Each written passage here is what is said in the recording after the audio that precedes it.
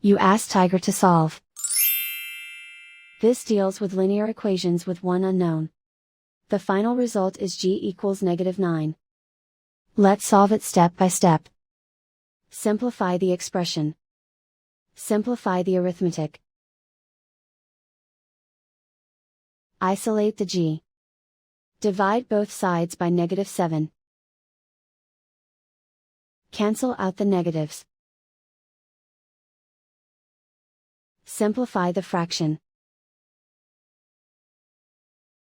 Move the negative sign from the denominator to the numerator.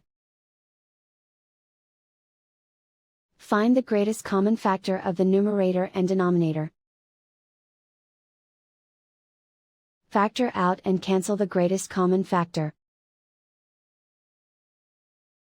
And so the final result is g equals -9.